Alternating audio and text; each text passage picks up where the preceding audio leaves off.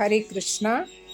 ഇപ്പോൾ first day second half ഞങ്ങൾ പോയത് ഗോമതി ഘട്ടിലാണ്. അപ്പം അവിടെ ക്യാമൽ സവാരിയൊക്കെ ഉണ്ട്. ഇപ്പോൾ ഗോമതിയിലെ വെള്ളമാണ് ഇപ്പം രാവിലെ ആയതുകൊണ്ട് രാവിലെ ഞങ്ങൾ 12 മണിക്ക് പോയപ്പോഴത്തേക്ക് വെള്ളം മേട് വരെ നിൽപ്പുണ്ട് കണ്ടോ. അപ്പോൾ ഈ വെള്ളം ഇതിൻ്റെ പ്രത്യേകത എന്ന് പറയുന്നത് ഈ വെള്ളം ഉണ്ടല്ലോ ഒരു 1 മണി 2 മണി ആകുമ്പോഴത്തേക്കും കുറഞ്ഞ്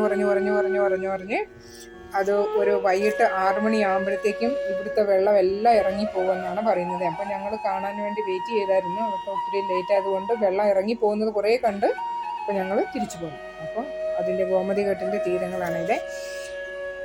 അവിടുന്ന്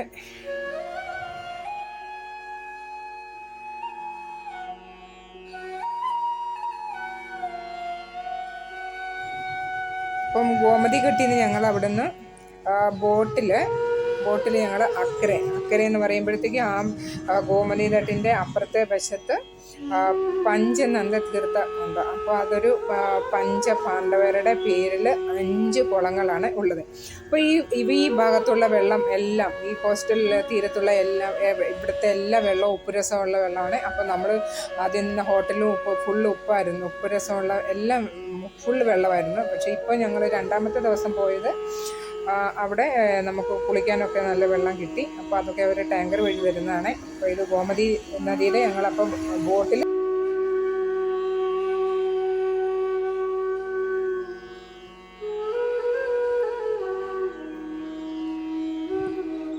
അപ്പം ഭയങ്കര വെയിലായിരുന്നു. നമ്മൾ വള്ളത്തിലൊക്കെ ബോട്ടിലൊക്കെ അപ്പുറയിലോട്ട് അക്കരയിലോട്ട് ഇറങ്ങിയപ്പം അപ്പം നമ്മുടെ തീരത്ത് എത്തി. അത് കഴിയുമ്പോഴത്തേക്കും അവിടെ നമ്മൾ വേണ്ട മണ്ണാണ്. അപ്പോൾ അവിടുന്ന് പോകാനായിട്ട് നമുക്ക് ഒരു കാലുകൊണ്ട് നടന്നൊന്നും പോകാനൊക്കത്തില്ല. അപ്പോൾ അവിടെ ഈ മോട്ടോർ സൈക്കിളിൽ അവർ സവാരി ഇരുത്തും. അപ്പോൾ ഒരു മോട്ടോർ സൈക്കിളിൽ 2 പേർക്ക് വെച്ചിരിക്കാം. അപ്പോൾ അങ്ങനെ ഞങ്ങൾ 2 മോട്ടോർ സൈക്കിൾ എടുത്ത് ഒന്നിൽ ഞാനും നന്ദും പിന്നെ ഒന്നിൽ ചേച്ചി. അതാണ് ഞങ്ങൾ കാണിക്കുന്നത്.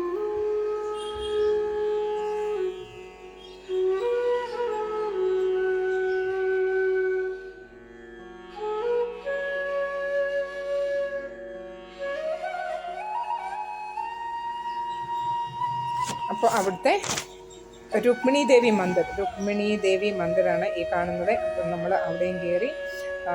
അവിടെ ഒരു ആചാര്യനുണ്ടായിരുന്നു. അങ്ങനെയൊക്കെ നമ്മൾ ദക്ഷിണയൊക്കെ കൊടുത്തു. നമ്മൾ അനുഗ്രഹമൊക്കെ വാങ്ങിച്ചിട്ടാണ് വന്നത്. അപ്പോൾ അതാണ് രുക്മിണി ദേവി ടെമ്പിൾ.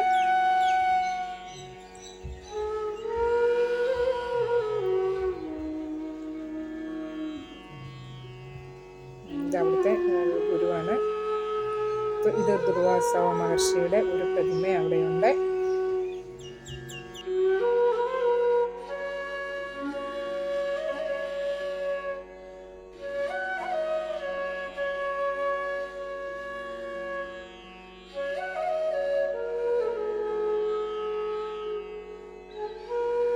അപ്പോൾ അടുത്ത ഈ കുളം ഫസ്റ്റ് കുളമാണിത്.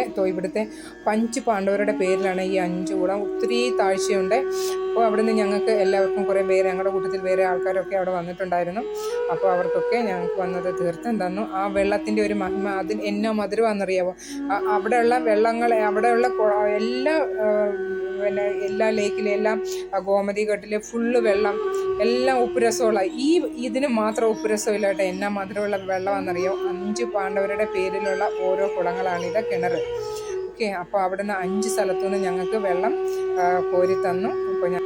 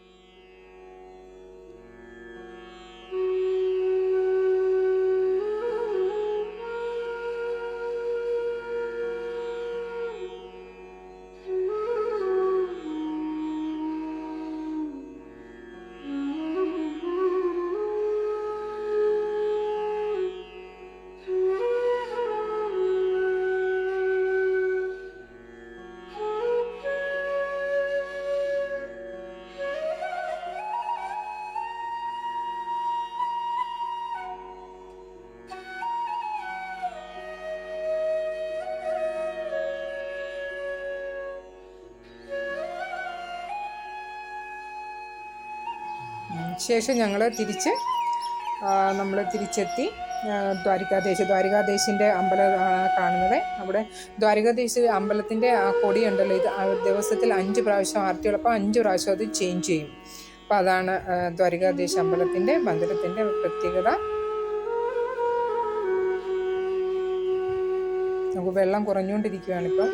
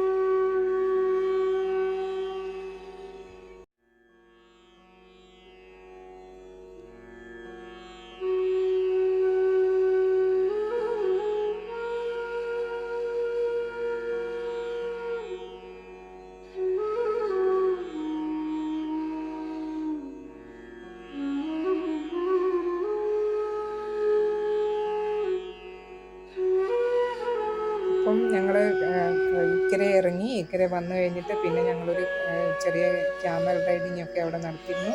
അപ്പോൾ ഇത്രമേ ഉള്ളൂ. ഫസ്റ്റ് ഡേ കഴിഞ്ഞു. ഹരേ കൃഷ്ണ, സർവം കൃഷ്ണ.